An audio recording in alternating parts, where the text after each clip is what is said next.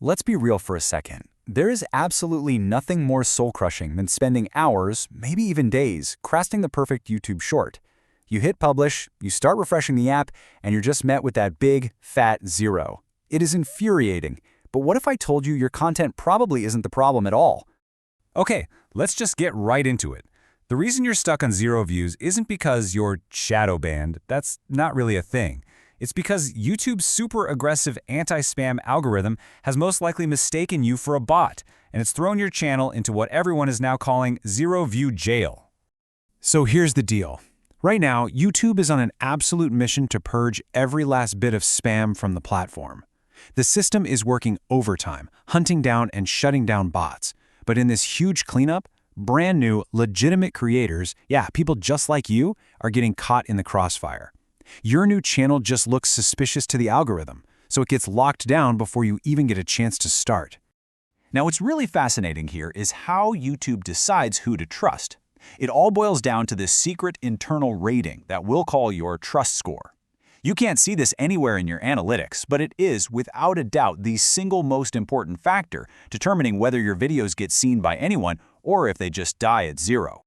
So how do you end up with a low trust score?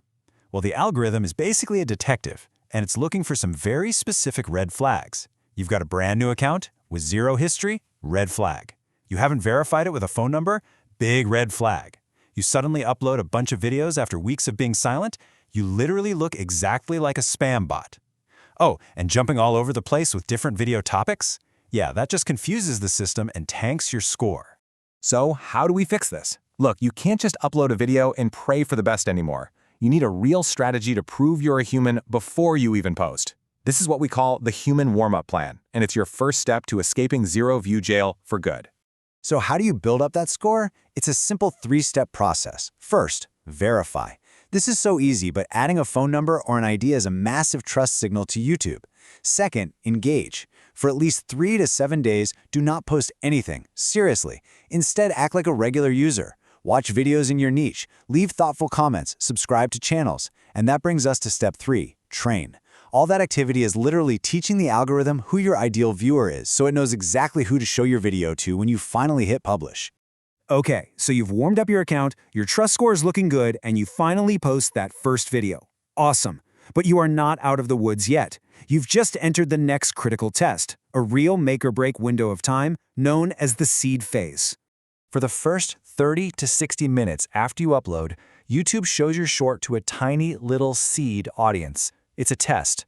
If that small group loves it, if they watch it, the algorithm says great and pushes it out to more people. But if they swipe away, the video dies right there. It gets permanently stuck, and that's where most channels fail. And this brings us to the one single metric that matters more than anything else for shorts right now: viewed versus swiped away. The benchmark for success, the number you need to be completely obsessed with, is 70%. If more than 30% of that initial seed audience swipes away from your video, you're headed straight back to view jail. 3 seconds. That is it. That is the entire window you have to hook a viewer and stop their thumb from swiping. Your intro, your first visual, your first line, it all has to work perfectly to survive this test. If you fail in those first 3 seconds, the algorithm just gives up on your video. Instantly. And this, right here, is why all the old advice is now totally useless. Please, stop worrying about SEO tags, perfect hashtags, or the best time to post. The new reality is that the algorithm today only cares about one thing: viewer behavior. It cares about your swipe away rate and whether your video keeps people on the app. It's about psychology, not about keywords. All right, ready for a more advanced move? This one is going to feel a little weird, a little counterintuitive. But for channels that are really struggling, it can be an absolute game changer. It's called the 3-day marinade strategy, and it's all about giving the algorithm some room to breathe. Here's how it works. For 4 days, you're going to post one video every single day. This shows the algorithm you're a consistent, active creator. Then, for the next 3 days, you stop. You post nothing. This rest period lets the algorithm marinate. It gives it time to process all the data from your uploads, to learn who your audience is, and to find more of them without you accidentally triggering its spam filters by posting too much. If you take only one thing away from all of this, let it be a complete shift in how you think about YouTube. Success on this platform today is not about gaming a system. It's about proving you are a human creating content for other humans.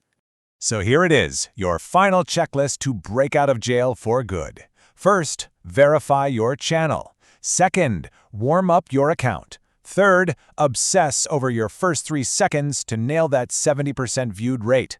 Fourth, reply to every single comment you get to boost engagement. And finally, if you're stuck, try that post and rest marinate strategy.